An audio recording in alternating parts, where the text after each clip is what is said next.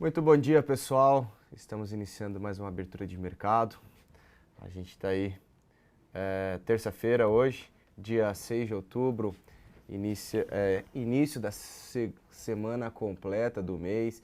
Lembrando que a gente está entrando no último trimestre do ano também. E o mercado aí trabalhando levemente no campo negativo, o índice futuro e o dólar futuro levemente no campo positivo. A gente chegou num cenário bem importante do mercado, que seria aí, será que vamos romper aí a região de 48 mil pontos? Entre esses, os principais assuntos do dia, votação no Planalto, a gente tem as bolsas mundiais divergindo, aí algumas trabalhando no campo positivo, no campo negativo é isso que a gente vai adotar nessa abertura de mercado com vocês.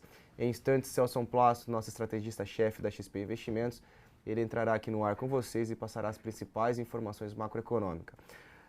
Antes de mais nada, muito bom dia. Para quem não me conhece, sou Danilo Zanini, eu sou analista técnico da XP Investimentos e eu vou comentar com vocês as principais informações que a gente tem para o pregão de hoje, como a gente pode conduzir e, logicamente, a gente vai olhar o mercado e responder as dúvidas de vocês.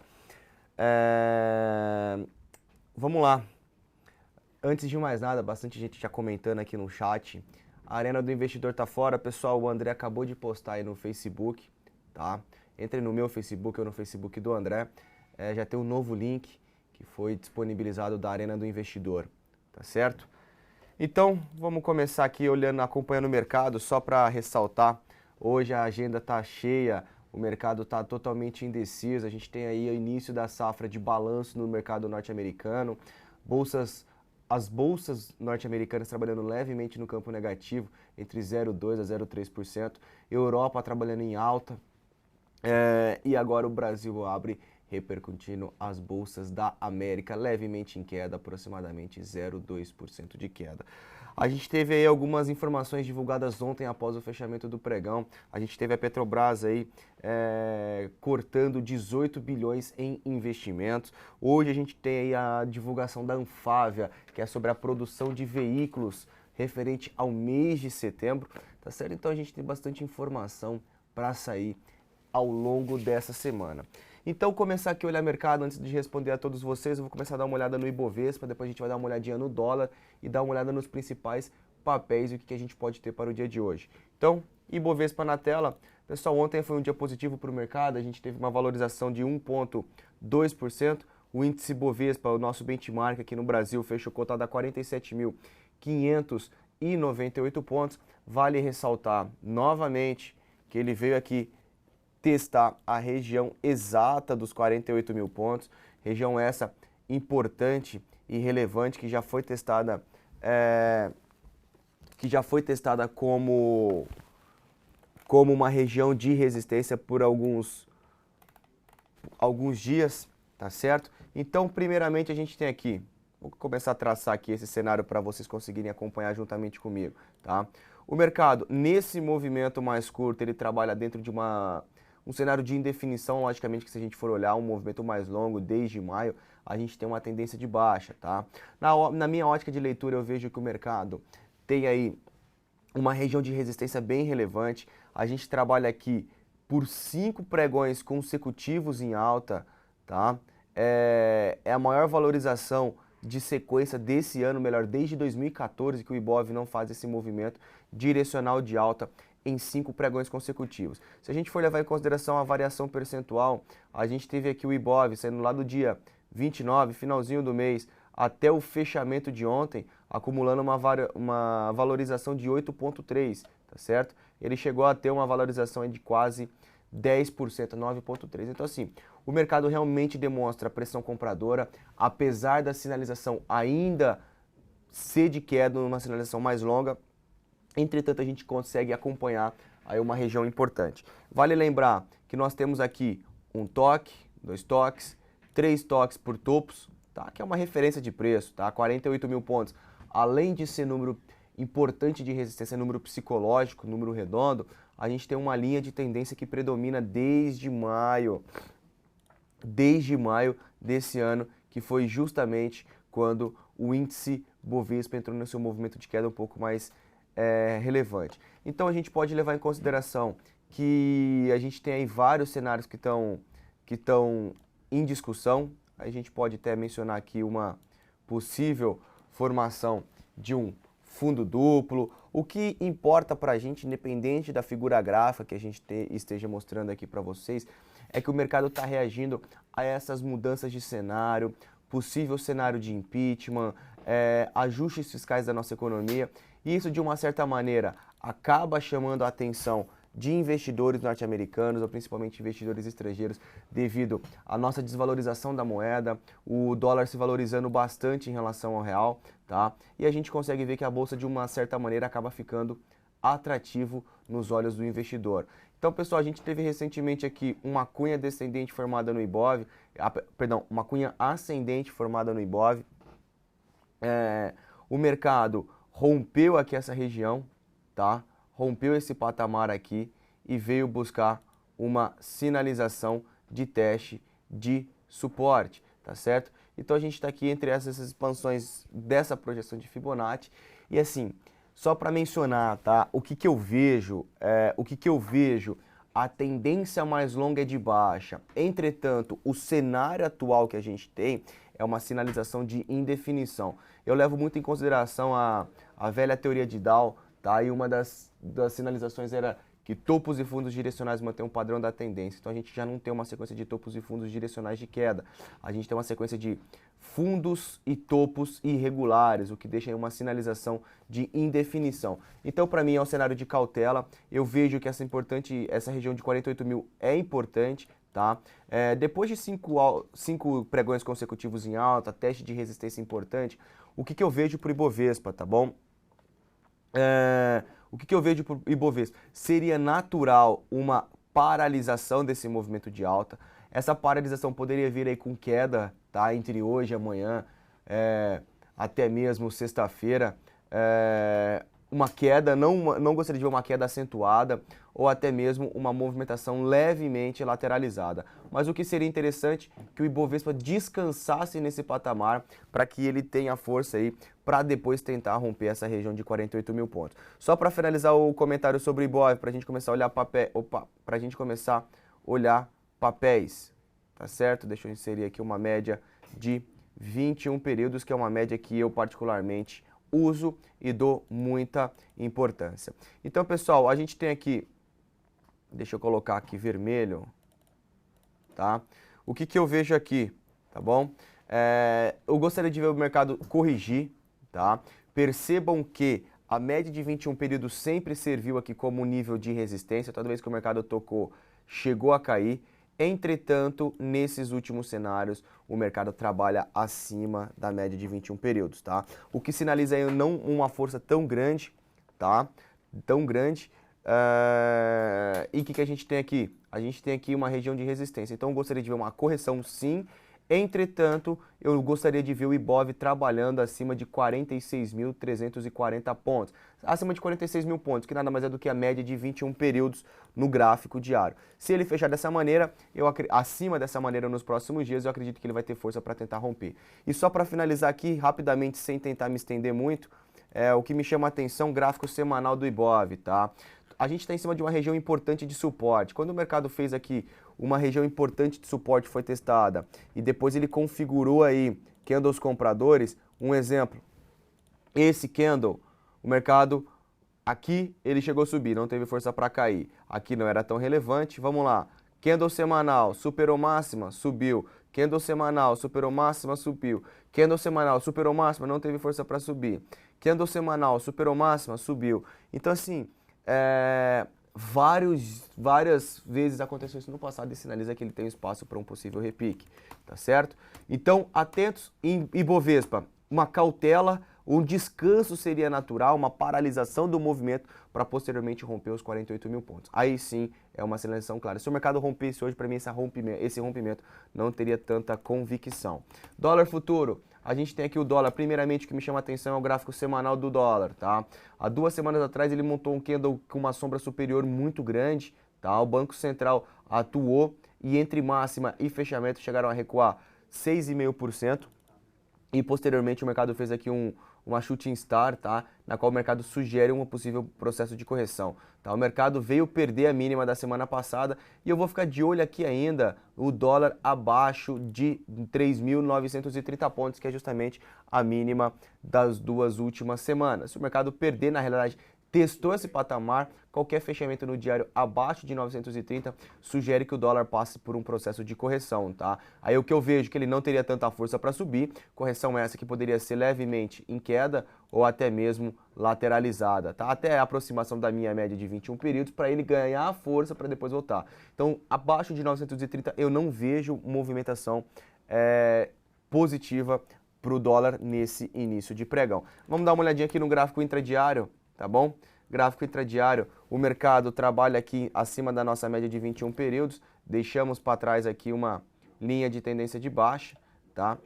Então, no momento eu não vejo nada para o dólar, eu vejo que a gente tem uma região de resistência prévia que foi esse patamar da máxima de ontem. Então, para mim, compras do dólar acima de 3.987 e venda somente se ele chegar a perder a mínima de ontem, tá? Na região de 3.923. Esse daí seria o cenário atrativo para a gente acompanhar. Vamos comentar alguns papéis que chamam a nossa atenção. Vale 5. A Vale 5 testa uma região de resistência, primeiramente gráfico semanal de Vale, tá pessoal? Gráfico semanal de Vale está me chamando muita atenção.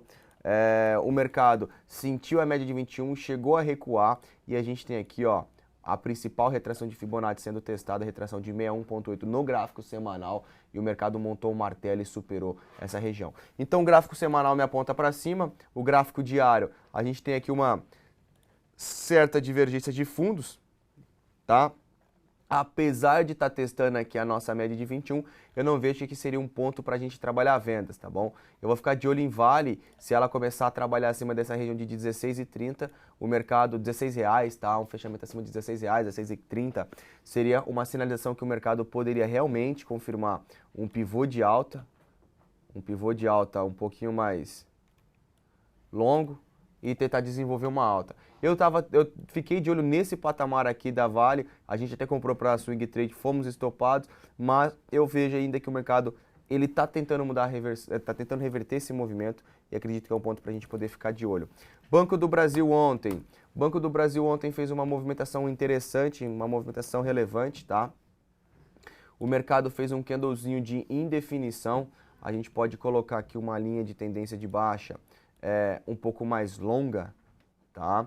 E a gente percebe que o mercado trabalha em cima dessa linha de tendência de baixa, já foi tocado algumas vezes, e o mercado subiu e veio testar aqui a nossa média de 21, fundo anterior e linha de tendência de baixa, ou seja, a gente está dentro de uma região de resistência bastante relevante, e eu acho que é importante a gente poder ficar de olho. Se eu colocar a retração de Fibonacci nesse patamar aqui, a gente percebe que esse candle de indefinição seria a retração de 50% de Fibo, tá bom? Então é um papel que eu vou procurar vendas no day trade para o dia de hoje, tá? Para mim o mercado tende a estar meio agarrado, lembrando que a gente tem votações aí para saber se as contas de 2014 da Dilma serão analisadas. Enfim, o mercado ontem já ficou pouco volátil no período da tarde e eu acredito que esse movimento deve durar no pregão de hoje. Tá? Banco do Brasil tem um suporte sendo desenhado, traçar aqui uma pequena linha de tendência, a gente tem aqui um caráter de um triângulo de baixa, tá? Qualquer fechamento abaixo dessa região de R$16 é argumento para eu começar a procurar vendas no papel aqui para uma queda. Porém, cuidado com alvos, não procurem alvos muito longos, que eu acredito que o mercado tende a ser meio garrado, tá certo? O mercado tende a ser não muito volátil devido a algumas aprovações do nosso Planalto e também das bolsas mundiais que estão levemente neutras. O mercado está interessante.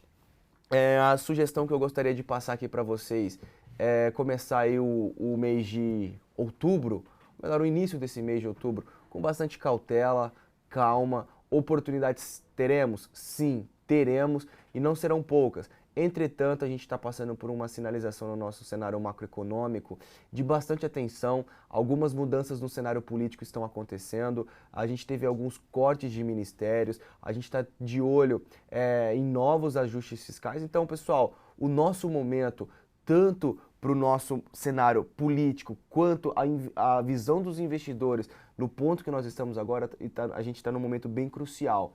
Então, assim, muito cuidado, essa que é a minha sugestão. Oportunidades teremos? Sim, teremos. Dosem o tamanho do capital de vocês, entrem com lotes reduzidos ou entrem com um lote que não vai acabar te machucando caso uma operação não venha a seguir ao seu favor. Então calma, cautela, caso vocês tenham interesse de acompanhar, a gente fica ali ao longo de todo o pregão. O André já está lá na Arena do Investidor juntamente com o Alisson e com o Kleber. Vai ser um prazer enorme a gente acompanhar vocês ali ao longo de todo o pregão. Voltando aqui, deixa eu dar uma olhada o que vocês estão pedindo. Ambev, Itaúsa estão bem bonitos. Vamos lá dar uma olhada aqui. Ambev, Itaúsa e Marfrig. Então deixa eu colocar aqui o gráfico para vocês. ITSA4 e MRFG3. Então vou começar olhando aqui Ambev, pessoal. Antes de eu entrar aqui em Ambev, deixa eu só fazer um pequeno comentário. Estamos aí vendidos no milho, tá, pessoal? A gente está no milho, a gente abriu uma operação de venda na qual o mercado fez essa sinalização aqui, ó. O mercado cai, o mercado corrige, ele fez aqui um topo abaixo do meu topo anterior e agora ele sinaliza uma movimentação de queda, fazendo o que? Um pivô de baixa, perdendo aqui o fundo anterior. Então é um papel que a gente começou a chamar commodities lá na nossa sala da Arena do Investidor também, depois com a saída do Caio Toledo, e esse é o primeiro papel que a gente está de olho. A gente está vendido no milho aqui em 35,20, tá? A gente está vendido aqui, o mercado já está andando ao nosso favor, está caminhando aí 2% ao nosso favor e é uma sinalização atrativa, tá certo? Primeiro ponto, ele tem espaço para buscar essa região de R$ 34,00. Só para finalizar aqui o ciclo de commodities, eu vou colocar o BGI FUT, que é o boi gordo futuro, tá? Pessoal, para quem gosta de commodity, eu acho que é interessante a gente monitorar esse patamar aqui. O mercado, ele faz uma movimentação de alta, ele corrige e ele trabalha acima da média de 21, tentando fazer uma movimentação de alta um pouco mais longa, tá certo? Foi estabelecido uma resistência importante, uma resistência prévia aqui no boi gordo, tá? Atentos aqui à superação de 149, de 149,50. O rompimento desse patamar aqui pode levar a gente a compras no boi gordo, tá? A gente pode ter alguns alvos aqui, pegar essa movimentação, projetar a partir desse movimento. A gente vai ter o primeiro alvo aqui do boi lá em 151,50. Um alvo ideal ficaria lá na casa de 154,80 barra 155 reais, tá certo? A gente pode colocar também uma retração de fibra desse último movimento de alta e a gente pode corroborar esse ponto de 151 reais, depois 155 reais. Então, commodities são esses os pontos que a gente tem. Começar, pessoal, eu não olhei o índice futuro, deixa eu dar uma olhadinha aqui no índice futuro. Pessoal, o índice futuro em cima de uma região de suporte bem importante. Eu acho que é importante a gente começar a ficar de olho no nosso mercado, na superação de 47.850 pontos, que ele já está trabalhando acima do fechamento de ontem, tá? Isso aqui é uma sinalização positiva. O mercado abriu em gap, chegou aí a cair 0,4% e nesse momento o índice futuro está trabalhando levemente no campo positivo, 0,7% de alta. Então eu acho que é importante a gente ficar de olho. A superação de 47.850 pode levar o índice a testar a máxima de ontem, tá? O futuro na casa de 48.160 e acima de 48.160 o mercado é positivo, tá certo? Vamos começar aqui comentando sobre Ambev. Pessoal, Ambev é um papel que eu e o André Moraes, em calls diferentes, nós estamos já comprados no papel. Vou colocar aqui primeiramente o gráfico semanal. A gente percebe que aqui o gráfico semanal, a semana passada, o mercado já rompeu uma consolidação. Voltando para o gráfico diário, a gente tem uma linha que foi rompida, o mercado trabalhou dentro de uma movimentação lateralizada um bom tempo. E percebam que por todo o cenário de indefinição de maio para cá, o Ibov está em tendência de baixa, a Ambev ficou lateralizada. E agora ele rompe aqui uma região de resistência importante. Perceba que o caráter da empresa, ela sobe, passa por um período lateralizado, depois volta a subir.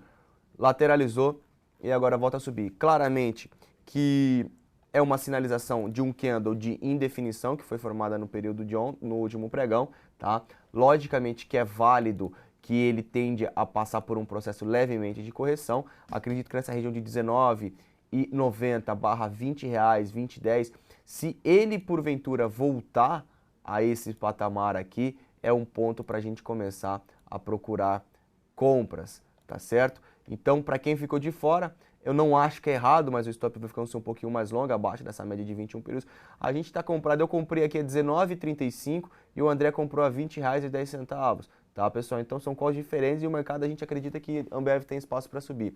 Saiu uma informação hoje que a cervejaria SB Miller, tá, rejeitou a oferta da Bembev para compra que foi cogitada aí no mês passado.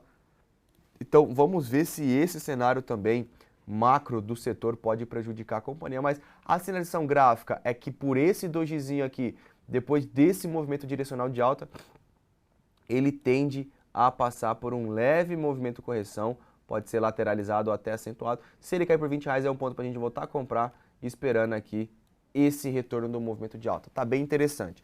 Complementando aqui Itaúsa, tá, deixa eu só limpar esse gráfico, tá um pouquinho poluído. Pessoal, Itaúsa, bancos como um todo, todos esses papéis estão bem parecidos com o Ibovespa, tá? Primeiramente, Itaúsa, deixa eu dar uma olhadinha no Itaúsa no semanal. Pessoal, primeiramente, Itaúsa, tá? Itaúsa tem uma sinalização aqui importante, o mercado trabalha no semanal em cima de uma resistência bem importante, perdão, foi no passado uma região de resistência bem importante, tá? Bem importante. E agora o mercado trabalha aqui numa sinalização de suporte relevante, tá? Se a gente colocar o gráfico diário, um movimento um pouquinho mais longo, tem um caráter, tá, pessoal, desse movimento aqui, tá? O mercado tentando fazer aqui um possível fundo duplo em cima de uma região de suporte, tá? Esse para mim é um cenário ainda de indefinição, eu não vejo movimentos muito claros a serem feitos aqui por enquanto, tá? Para mim, uma sinalização de possível reversão de tendência somente seria um fechamento assim, aqui na casa de R$8, tá certo? O mercado romper aqui poderia ser uma sinalização de reversão de movimento, tá? Poderia subir ou até mesmo cair agora e depois ter força para poder voltar a subir e ter uma nova sequência de zigue-zagues ascendentes. Então, eu acho que é interessante a gente monitorar como esse mercado vai se comportar neste pregão, tá certo? Marfrig, MRFG3. Marfrig, deixa eu só dar uma olhadinha aqui. Pessoal, gráfico semanal de Marfrig. O semanal de Marfrig sugere que o mercado tende aqui a buscar a região de 7,70 barra 7,80, tá? Fez um pivôzinho de alta um pouquinho mais longo no semanal, o que é uma movimentação positiva, é uma movimentação atrativa para a gente começar a olhar. E ela está realmente tentando romper, reverter uma tendência mais longa, tá? Se a gente for levar em consideração ao movimento de simetria, eu acho que Marfrig é um papel para começar a chamar a nossa atenção. No semanal, tá, pessoal? A gente tem esse movimento e esse movimento. Se a gente for para trabalhar por simetria, colocar aqui uma simetria, esse movimento aqui, se for refletir o movimento prévio anterior, teria espaço para desenvolver uma movimentação de alta. Tá? Então, no curto prazo, o que eu vejo? 7,70 como uma região de resistência relevante. O mercado rompendo esse patamar aqui de Marfrig, o próximo ponto de parada e a principal resistência vai ficar lá na casa de R$12, 11,80, que seria para ele cumprir esse cenário de simetria. Logicamente que a gente tem aqui alguns altos e baixos, alguns zigue-zagues no meio do caminho, o que seria natural o mercado subir dentro de um movimento de fractal até aqui para cima, tá certo? Então, eu acho que é um papel que chama atenção.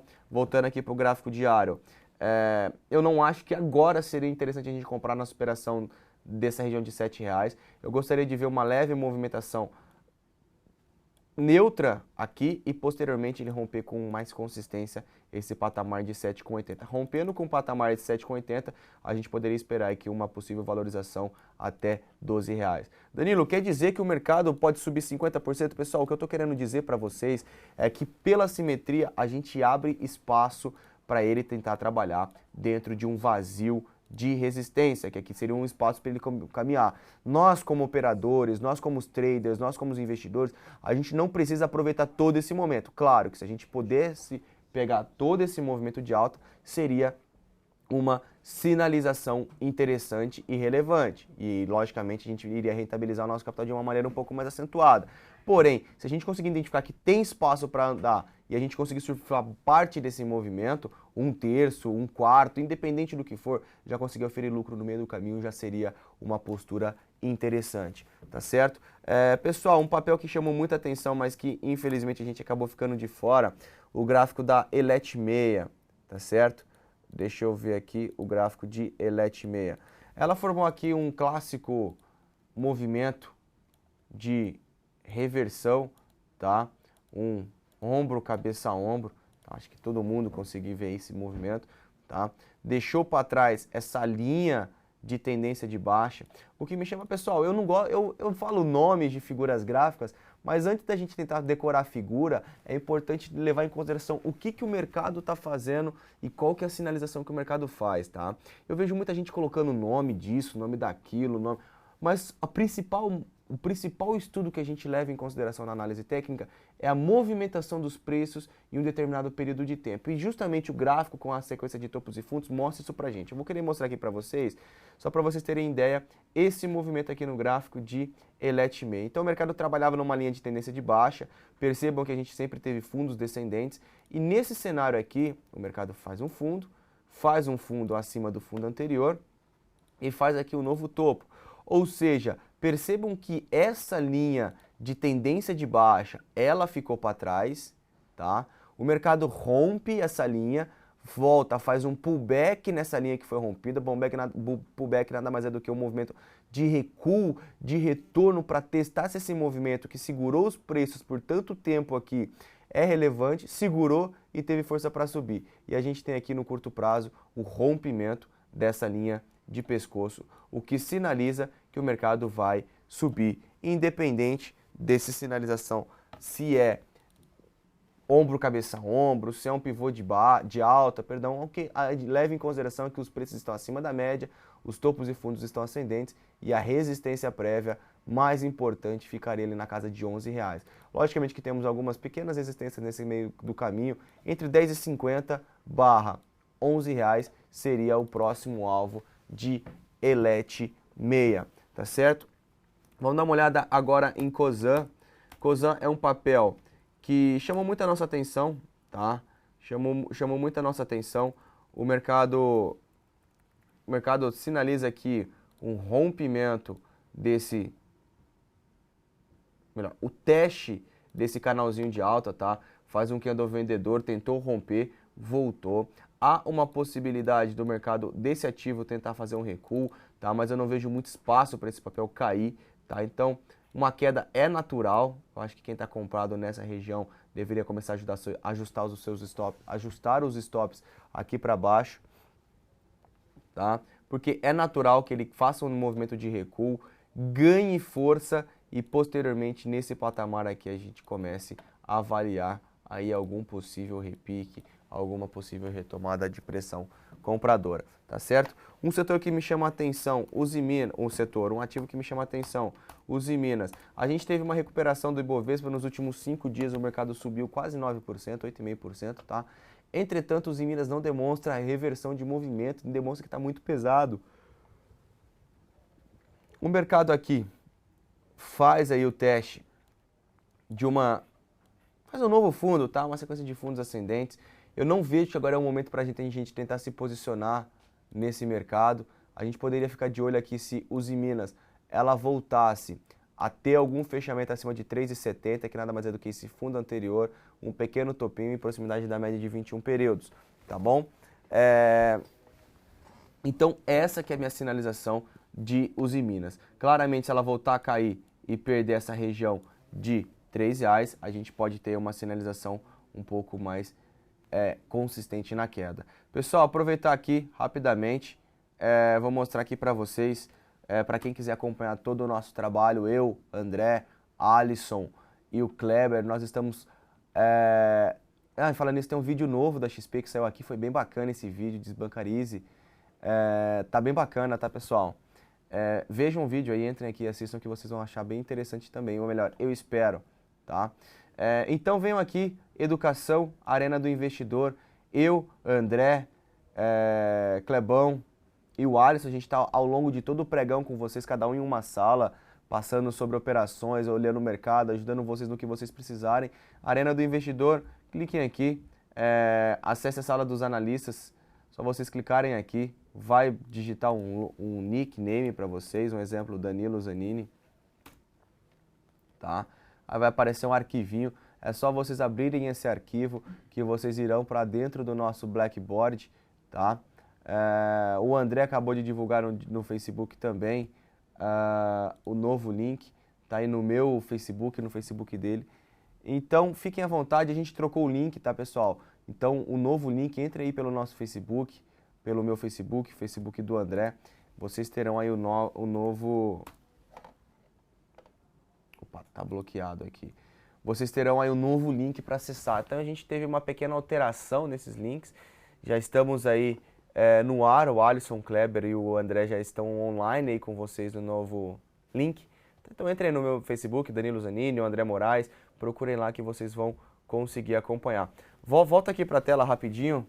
Então aqui, pessoal, ó, vocês, aqui, ó, o André já está online, tá certo? Então esse aqui é o novo link para vocês. Vocês podem entrar aqui na Arena do Investidor.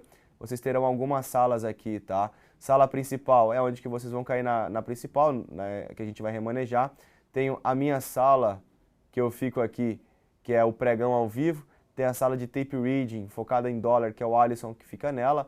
E depois a gente tem outra sala de índice futuro também de tape reading, que é o Kleber Rocha que fica. Aqui nós temos a sala 5 e a sala 6, que eu e o André disponibilizamos. A minha tá off porque eu estava fora da mesa, tá, pessoal? Mas a gente deixa aqui todas as nossas operações, todas as nossas recomendações. Então tá aqui, ó. Tudo que o André recomendou tá 100% porque tá tudo no link DDE. Então todas as recomendações dele de swing trade, as minhas vão estar aqui, todas de day trade e swing trade, tá? Então entrem aqui e venham acompanhar, tá certo, pessoal? Ó, o Alisson lá já conversando com o pessoal sobre tape reading. Vocês podem entrar por aqui, acompanhar, interagir por voz. Se vocês clicarem aqui, vocês conseguem... É que eu tô sem o microfone aqui. Vocês conseguem falar e interagir via voz com a gente, tá bom, pessoal? Então, já tá no ar, tá no site da XP, entrem aí, venham acompanhar o nosso trabalho e deixa eu dar mais uma olhadinha aqui, deixa eu dar mais uma olhada aqui nas solicitações de vocês. Bicudo, bom dia, vamos dar uma olhada aqui em RADL, deixa eu só colocar aqui na sequência, RADL, TR3 e GGBR e direcional. Então vamos tentar olhar aqui até o tempo que a gente tiver. RADL3. RADL3 a gente tem uma sinalização aqui de indefinição, tá? Não está muito claro o movimento que está sendo estabelecido pelo papel. Por quê, Danilo? Porque o papel cruza acima, cruza abaixo da média de 21 períodos algumas vezes, tá? Eu vejo que tem uma linha de tendência de baixa um pouco mais curta sendo testada, e eu posso até traçar aqui uma pequena linha para unificar esses dois fundos. Então o mercado trabalha dentro de um nível de, apesar da tendência mais longa ser de alta, tá, pessoal? A tendência para mim é de alta, ok? A gente tem aqui esse curto prazo aqui, um cenário de indefinição do movimento, tá? Ficaria de olho na superação de RADL de 42,30. Deixa eu só pôr aqui, 42,30. Poderia levar o mercado a buscar a região dos R$ 44 e superando esses R$ 44, a gente tem um caminho livre para ele andar. Claramente, se ele voltar a perder a região de 36,50, ele pode fazer o quê? Deixa eu só limpar aqui para mostrar para vocês o movimento que ele tende a fazer. Ele está desenvolvendo esse movimento de queda, a gente tem esse movimento de alta e possivelmente ele pode desenvolver um pivô de baixa um pouquinho mais longo. Vamos dar uma olhada também e agora em GGBR4. GBR4 é um papel que chama a nossa atenção, tá bem atrativo, tá? Parece bastante o gráfico semanal o gráfico semanal da Vale, mas o da Vale só fez um martelo, apesar de branco, tá? Que foi um martelo escuro, na qual demonstra que o fechamento foi negativo, mas também testando a retração de 61,8 de FIBO, uma sinalização interessante, tá? Acredito que a superação do patamar de resistência prévia na casa de R$ 6,12 pode levar o mercado a desenvolver um ponto direcional um pouquinho mais de alta, tá bom? E a superação de 6,73, a gente vai confirmar aqui no gráfico semanal um pivô de alta e uma possível reversão dessa tendência de baixa mais longa que predomina no papel desde a crise, tá, pessoal? Depois que voltou 2010, então o mercado está numa situação importante, tá bom? E para finalizar aqui, vou colocar o gráfico da direcional. O gráfico diário está atrativo, tá, pessoal? Está chamando a atenção, apesar do setor não ser muito favorável. A gente tem uma leve inclinação de fundos ascendentes. O mercado está tentando romper aqui uma região de resistência. Acima desses patamares de R$ 3,90, R$ 4,00 é uma sinalização interessante, tá certo? Então a gente pode tentar ficar de olho em uma possível tentativa de reversão de tendência. Logicamente que a tendência mais longa do papel é de baixa e não é positivo, nem para a companhia e nem para o setor, tá certo? A gente está aí, pessoal, 9h46 da manhã, a gente tem bastante informação, vários dados para sair no dia de hoje. O principal ponto, aqui comigo no estúdio, Gustavo Cruz e Celson Plasto vão comentar sobre os principais cenários macroeconômicos. Celson, Petrobras cortou 18 bilhões de investimento. Votos no Tribunal de Contas da União sobre as contas de 2014 da Dilma. Produção de veículos no mês de setembro para sair hoje também. Início da safra de balanços do mercado norte-americano. Então tem bastante informação, bastante dados que a serem divulgados que poderão mexer no nosso mercado. Bom dia, Celson. Bom dia, Gustavo.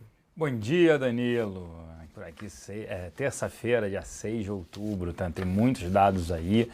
Tem hoje a votação lá dos vetos ou não, né? Vamos ver se a reforma ministerial faz sentido ou não, se o PMDB vai apoiar o governo ou não. Em contrapartida, na quarta-feira tem a votação mantida pelo TCU sobre as famosas pedaladas fiscais. Então tem bastante informação, tem um acordo transpacífico ali também, que foi acordado entre 40% do PIB global, que pode afetar negativamente a Vale também, e informações de que a Anheuser-Busch InBev, controladora da Ambev, teria desistido, quer dizer, a SABMiller não teria aceito a oferta, né, da SABMiller da Anheuser-Busch InBev pela SABMiller. Vamos ver aí, as ações da SABMiller apresentavam queda de 3% hoje mais cedo, mas tem bastante informação e o político segue dando tom por aqui.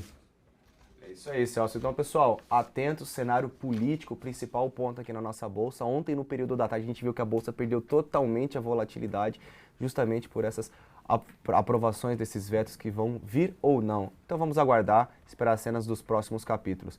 Desejo a todos uma excelente terça-feira, bons negócios e até mais. Obrigado, Danilo. Por aqui, como a gente já citou no início, os vetos aí, atenção hoje, a votação dos vetos ou não da presidente Dilma, vamos ver se fez efeito ali a reforma ministerial. Além disso, como eu já citei, TCU mantém a votação. O que o TCU vai fazer? Olha, a gente vota a participação do relator, o Augusto Nardes, e depois a gente vota se aprova ou não as contas. Isso resolveria o problema, segundo o TCU, para não levar até o STF, não demorar a acontecer. Fora isso, aqui no mercado doméstico tem os dados da Anfávia. Lá fora, sinais mistos, dados ruins da Alemanha, Estados Unidos, os futuros caindo agora mais cedo, pressionando aí as bolsas lá fora. Vamos ver, mas para falar sobre tudo isso, sobre mais no detalhe, sobre a agenda macro e também dos efeitos da política aqui nos nossos mercados, eu convido aqui o Gustavo Cruz. Bom dia. Bom dia, Celso. Bom dia a todos. Pois é, a gente já tem mais um dia agora com novidades, alguns indicadores interessantes para comentar. Vou começar pela parte internacional. A gente teve, como o Celso comentou, as encomendas a indústrias da Alemanha, elas recuaram 1,8% em agosto ante julho. Era esperado um avanço de 0,3%, então as bolsas na Europa reagiram bem mal a isso, mas de qualquer jeito elas ainda estão sofrendo alguma influência positiva da expectativa maior de que os Estados Unidos vão manter juros por um tempo mais prolongado. Então não só lá, mas também na Ásia, as bolsas reagiram bem a essa nova percepção. Mas de qualquer forma, reforça um pouco a expectativa de que o Mário Draghi, que vai fazer um discurso hoje às 2 horas, ele sinalize algum movimento mais próximo de aumentar os estímulos monetários. Lembrando que eles começaram o pacote agora no começo de 2015 e está cada vez maior a expectativa de que eles aumentem esse pacote, assim como também o Banco do Japão, assim como o Banco Chinês cada vez mais fala de novos estímulos. Então, a gente está indo para um mundo cada vez mais com mais estímulos e menos aumento de taxa de juros, o que para nós talvez seja um pouco até bom no cenário de crise, não atrair recursos para um cenário de aumento de juros e afastaria por causa de aversão ao risco. Lá fora a gente também teve o Banco Central Australiano mantendo a taxa de juros pela 5ª vez seguida, também mostrando preocupação com a desaceleração da China. E a gente também tem que ficar atento hoje que a gente tem o presidente do Fed de São Francisco, John Williams, fazendo um pronunciamento às 7h30. Ele vai comentar com certeza dos acontecimentos recentes, do relatório de emprego que veio ruim. Hoje a gente teve agora há pouco a balança comercial dos Estados Unidos, veio deficitária, veio um pouco melhor do que aguardado, mas também mostrou uma queda bem forte em exportação. Então, com certeza, tem que ficar bastante atento ao que os membros do Fed vão comentar ao longo dessa semana, porque eles vão repercutir muito o que aconteceu no relatório de emprego. Indo para a parte doméstica, o Celso já deu um pouco dos destaques. A gente tem hoje, principalmente, o TCU afirmando que vai fazer a votação da Dilma, mesmo com a nova estratégia do Planalto de pedir o afastamento do ministro Augusto Nardes, porque supostamente ele declarou o voto antes, mas eles falaram que vão fazer a votação amanhã sim.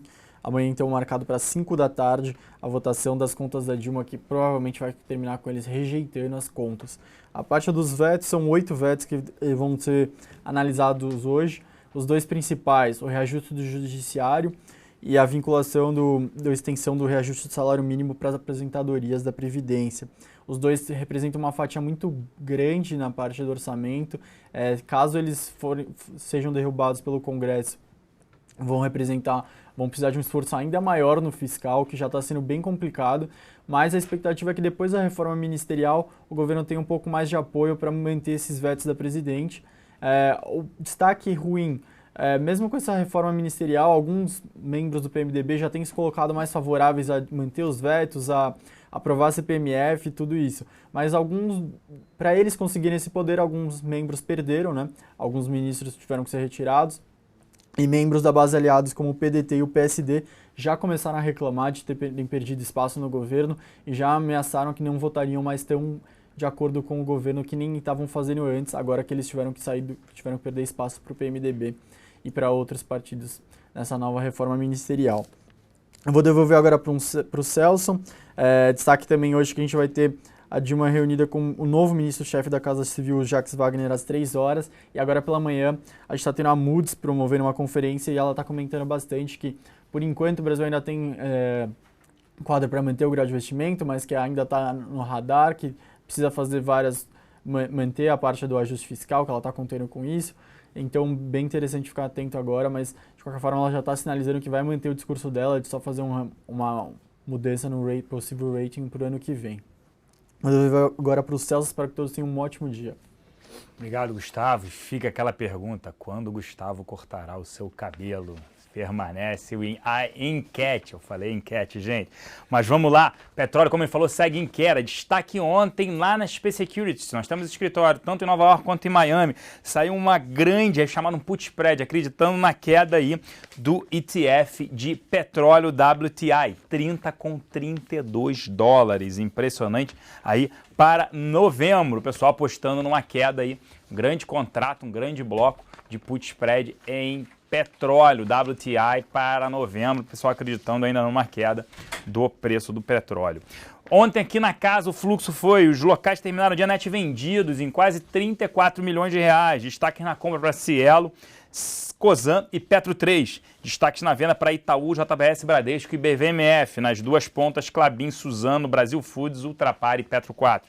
Já os estrangeiros terminaram o dia net vendidos, praticamente o mesmo número dos locais, 35 milhões de reais, destaques na compra para Fibra e Embraer, por conta do dólar, E destaques na venda, Banco do Brasil, Sabesp, Brasil Foods, Lojas Renner e Semig. Nas duas pontas, Bradesco, JBS, Vale 5, Petro 4 e Itaú. Vale destaque aqui informações, como eu já citei no início, né? A Ambev, né, pode ser impactada aí com essa segunda informações da Bloomberg. A Sabemesa estaria desistindo da oferta da controladora da Ambev, Anheuser-Busch InBev, né? As ações da Sabemesa apresentavam queda de 3%. As ações das empresas de cerveja pelo mundo afora apresentam queda hoje, pode ser que impacte. Nesse nível de valuation, a gente recomenda uma fence, tá? Uma proteção para quem tem Ambev, dado o valuation extremamente elevado do ativo. É um ativo que tem caixa, é bem gerido, mas está extremamente elevado aí, reportando, digamos assim, né, já precificando uma melhora de margem, um crescimento de margem, enquanto que o top line receita não tem muito por que crescer, dado o cenário altamente desafiador, principalmente aqui no Brasil. O Tratado do Transpacífico, né, esse tratado aí, 40% do PIB global, feito entre Estados Unidos, né, e Japão e dentre outros países, para evitar esse crescimento da China na Ásia.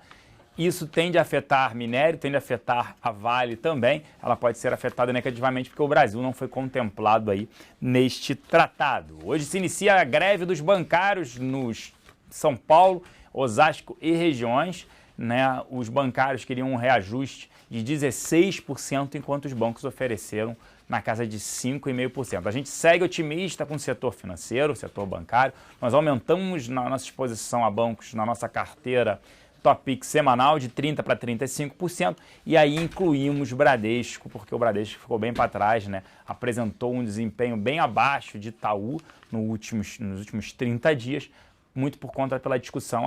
O Bradesco comprou o HSBC por 5 bilhões de dólares, não fez o hedge na moeda. E quanto é que isso de impacto? Não passa de 2%, se por acaso ele não fez o hedge, enquanto que as ações underperformaram na casa de 6%. Itaú, vale a pena ter Bradesco no atual cenário. Informações que CSN, né, que o Tecom, terminal de contêineres de Sepetiba, poderia ser vendido, aí teria grande interesse de investidores estrangeiros por R$1 bilhão. Ajuda a CSN, mas não resolve o problema do alto endividamento da companhia, mas isso ajuda no curto prazo. A gente segue cético com o setor siderúrgico e recomenda short em Usim 5. Brasil Foods e uma aquisição, ela enviou ontem comunicado de uma aquisição no Catar por 140 milhões de dólares. Não é uma aquisição pequena, é uma aquisição relevante. Essa outra empresa tem 40 anos, né, da parte de distribuição por lá. Né, o cenário externo favorece com um dólar mais elevado, então aumenta a exportação de frango, de carne aqui do país. Brasil Foods se beneficia, mas em contrapartida seu nível de valuation extremamente elevado, já embute melhora de margem, crescimento top line pela exportação e no mercado doméstico, que representa 50% das suas receitas. A gente está vendo uma deterioração do cenário, né, muito por conta aí da inflação, da renda disponível cada vez menor, desemprego, confiança do consumidor em baixa. Então a gente não recomenda a exposição ativa, inclusive ele faz parte da nossa carteira short. E a Ânima também anunciou o número de alunos, né, para esse segundo semestre. Se a gente olhar o número de alunos totais, teve uma queda de 2,3% na comparação com o ano anterior. Porém, vale a pena destacar que a razão disso foi o Pronatec. O Pronatec caiu 61% para comprar para a Ânima. E aí, se expurgar o Pronatec, que já vinha apresentando queda, o próprio governo já vem retirando dinheiro, né, investimentos no Pronatec, e o ministro Levi destacou que o programa não serve para nada, ela apresentaria um crescimento de 1,8%. Então a gente vem falando isso, as grandes empresas como o Croton, Estácio e as abertas tendem a se beneficiar desse cenário de maior evasão, desse cenário, né, de consolidação também, porque é mais fácil para elas captarem dinheiro do que as empresas fechadas e menores. A gente segue otimista, mas com Croton com um percentual de 10% nas nossas carteiras. No comentário da nossa área de BTC de aluguel, destaque ontem, Estácio, Banco do Brasil, Santander, Sambi 11, Localiza, Sabesp, Souza Cruz, Multiplan, Lame 4 e Itaú. A gente ainda vê uma demanda por Estácio, nossa mesa, está difícil encontrar grandes blocos. Banco do Brasil também muito demandado, né, difícil encontrar grandes blocos. A taxa saiu de 0,65 para cima de 1% ontem, né, por conta desse cenário, e teve uma grande demanda pelo setor financeiro. Além disso, Santander e Itaú. Bradesco que não teve demanda, aquilo que a gente destacou. Bradesco chamando a atenção pelo nível de valuation. Tem gente já montando até Bradesco contra Itaú. A gente viu isso na nossa mesa em Nova York, na XP Securities. Alguns estrangeiros já montando o Bradesco contra o Itaú. Faz sentido, a gente até gosta para pegar esse técnico aí, que foi muito a favor de Itaú. e algumas demandas específicas sobre Localiza e Souza Cruz também por conta da oferta pública de ações. Uzi Minas é o destaque sobre a posição short sobre Free Float, 16,7%, BRPR 16%, Tecnisa acima de 13%, Cirela 11,37%, CSN segue bastante demandada 10,76%, Ering 10,60% e Gol 10,26%. E agora eu vou chamar aqui o Thiago Salomão para falar sobre a pauta aí do Infomanas. Tem muita coisa para falar, tem político, tem veto, tem muita coisa para falar. O que você acha, Salomão? Bom dia. Bom dia, Celso. Tudo bom com você? Tudo ótimo. Bom, ainda não temos tanta coisa para falar, porque acho que o mercado, pelo menos, está muito na expectativa do que deve sair ao longo do dia, né? Temos a votação dos vetos, o que parecia uma certeza até ontem, né?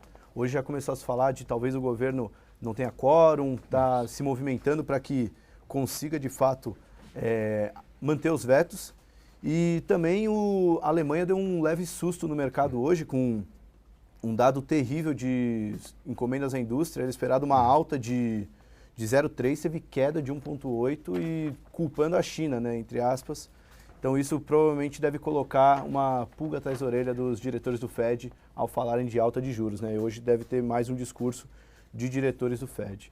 Isso. Então o mercado até esse momento tá estático, né? O índice futuro subindo 0,1, o dólar caindo pouco, o DI. Parece que o mercado inteiro está esperando uma nova sinalização do que deve acontecer nos próximos dias, né?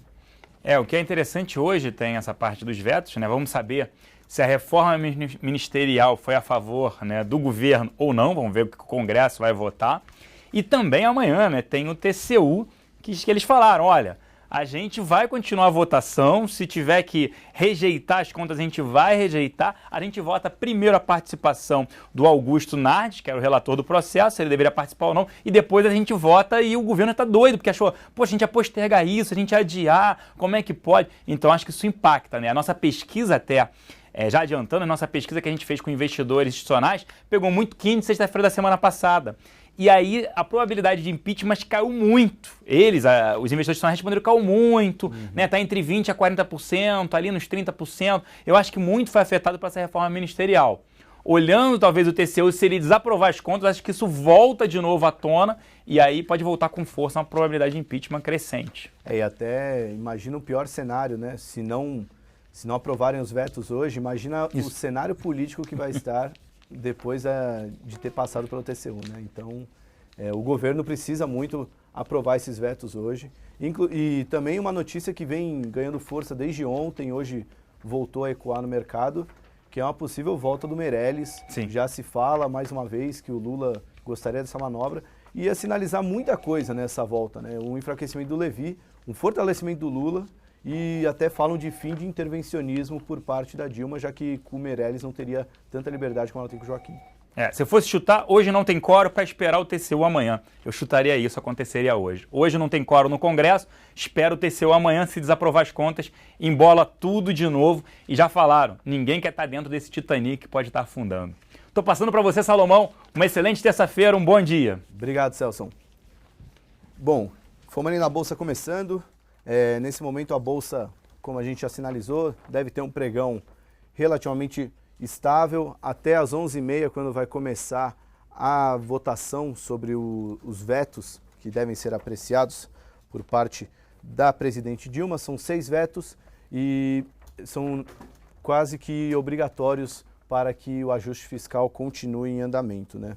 Bom, passar rapidamente sobre o noticiário internacional. A Bolsa vem de um rally de alta, não só aqui como no exterior, e hoje já dá sinais de esgotamento, principalmente depois de um dado da economia alemã. As encomendas à indústria mostraram queda de 1,8% entre julho e agosto. Era esperado uma alta de 0,3%, e o indicador anterior foi revisado de queda de 1,4% para queda de 2,2%. E a grande culpada nisso aí a culpa está sendo colocada em cima da China, né? Então, se todo aquele sinal de desaceleração da China já era ruim para a gente, está pegando em cheio a principal economia da Europa, e isso pode ter grande impacto não só no discurso do Federal Reserve sobre taxa de juros, como também no plano de estímulo do BCE para dar uma bombada na economia europeia. Ainda sobre China, Hoje o economista-chefe do Bank of America, David Hu, falou que a China ainda é mais importante do que o Federal Reserve. E ele falou de que o sell-off em ações depois da desvalorização do yuan afirma que o gigante asiático tem sido o principal driver para o mercado. Em outras palavras, a China, mesmo com esse feriado que só deve trazer de volta o mercado chinês na quinta-feira, os investidores acabam tendo que ficar muito de olho no como está o andamento da economia chinesa em virtude da força que ela tem ganhado nos últimos tempos e principalmente por ter sido o driver do crescimento global, né? Isso tem superado até a importância dos Estados Unidos, a maior economia do mundo. Falar em Estados Unidos, hoje tem discurso do presidente do Fed de Kansas City, às 10h15, e do Fed de São Francisco, às 7h30 da noite, ambos horário de Brasília. Esses discursos acabam sendo monitorados com importância, tendo em vista a expectativa de alta de juros nos Estados Unidos. Já falamos ontem, publicamos uma matéria bem legal ontem da Bloomberg aqui, mostrando que os contratos, a curva de taxa de juros dos Estados Unidos mostra que pode ter alta de juros só em junho. O primeiro cenário era já para dezembro desse ano, o cenário de alta para dezembro está na faixa de 30% a 40%, em março do ano que vem na faixa de 50% e em junho cerca de 8%. Bom, falando de Brasil, né? A sessão de análise dos 6 vetos acontecerá às 11h30, expectativa de manutenção dos vetos. O próprio Eduardo Cunha já falou que tende a manter os vetos, mas o risco é que não tenha quórum confortável para manter os vetos às 11h30. E também há a questão dos ministros do PMDB que tentam reverter a posição de parte da bancada que assinou um manifesto contra a cessão de cargos na semana passada e agora ameaça derrubar os vetos. Enfim, é aquela notícia que o mercado espera que seja de fato aprovado os vetos, mas não espera com tanta certeza, né? Não é algo que está tão óbvio no mercado. Por um lado, isso pode ser bom, porque passando o veto, a Bolsa pode, de fato, buscar uma cesta alta, né? Nesse momento, a gente está olhando aqui, a Bolsa está com queda de 0,04 nesses minutos iniciais. Poucas ações tendo uma oscilação significativa, né? Nesse momento, a gente vê algumas poucas ações subindo forte. O mercado ainda está abrindo, né? E o mercado está bem. Quem acompanhou a Bolsa ontem viu muitas ações subindo mais de 6%, caindo mais de 6%, um dia bem histérico no mercado, e hoje já é um dia um pouco mais comportado. Estou vendo aqui destaque a Petrobras, que está subindo 1,8%. Vamos dar uma olhada aqui no gráfico da Petrobras. Ontem ela ameaçou interromper a sequência de altas, conseguiu fechar em alta, mas hoje já está voltando a subir, se aproximando novamente dos R$ 8,00. Petrobras, que nos últimos 6 pregões está conseguindo acumular uma alta na faixa de 25%. É uma bela recuperação da Petrobras acompanhando o preço do petróleo. Bom, ainda como o Celso já havia falado, né, a importância do TCU, ele vai analisar amanhã o pedido de afastamento do relator do caso, e dia que também vai ser analisado as contas da Dilma em 2014. E a reprovação das contas poderá dar um fôlego extra ao pedido de impeachment.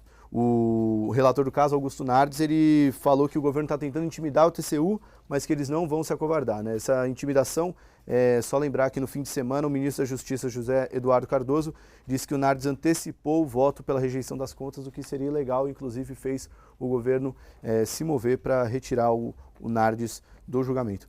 É importante ter isso em foco porque está sendo o principal argumento da oposição para tentar o impeachment da presidente Dilma. Então, hoje até falaram no placar da política, espera-se uma derrota de 2-1 para a Dilma, né? O ponto da Dilma seria a aprovação dos vetos e a derrota estaria no TCU e no TCE. Bom, passando para a pauta, acho que o principal destaque corporativo ficou com a bateria de notícias que saíram sobre a Petrobras, né? Primeiro que ela anunciou uma redução de 18 bilhões de dólares no plano de investimentos, o equivalente a 16% do corte, o plano para esse biênio, né, 2015 e 2016, justificando esse corte a queda do preço do petróleo e desvalorização do real, né? A expectativa anterior era de 28 bi, passou para 25 bi, e do ano que vem foi de 27 para 19 bi. Segundo o analista Flávio Conde, da WhatCall, os cortes foram expressivos e devem ajudar a estatal a gerar um EBITDA de 80 bilhões no ano que vem. No entanto, as reduções podem ser apenas o ajuste do câmbio, como ela mesma citou, né? Então, vale a pena ficar de olho. O mercado, nesse primeiro momento, está recebendo a notícia como positiva. A ação da Petrobras está conseguindo subir mais um pregão. Bom, destaques da pauta. Falando em Petrobras, ontem a gente soltou uma matéria muito legal. O Marcos Mortales fez um estudo bem bacana sobre a defasagem da Petrobras do combustível, o preço praticado no exterior e aqui no Brasil, para justificar o reajuste, né? Muito se criticou porque o petróleo caiu muito forte nos últimos 12 meses, mas a justificativa da Petrobras estava na alta do dólar, né? Isso porque o preço do barril do petróleo é lastreado na moeda americana, então isso acabou justificando, né?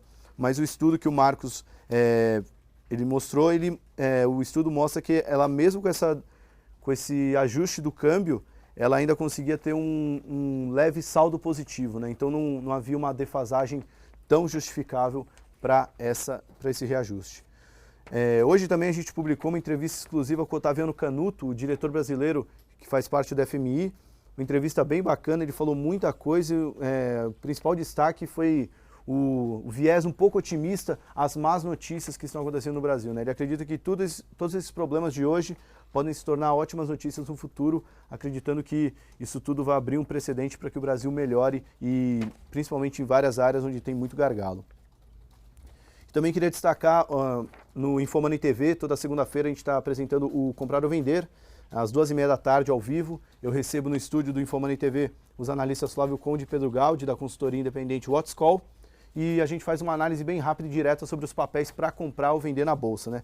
No programa de ontem, que a gente vai deixar o link de todas as matérias aí no chat, no programa de ontem eles deram compra bem convicta em BRF e Pão de Açúcar, dois papéis que caíram muito forte, né? A gente até brincou que algumas ações são caras na Bolsa porque merece e outras são baratas porque merecem, né? Mas Pão de Açúcar e BRF caíram tanto que estão abrindo uma oportunidade legal para o investidor que quer fazer uma carteira de longo prazo.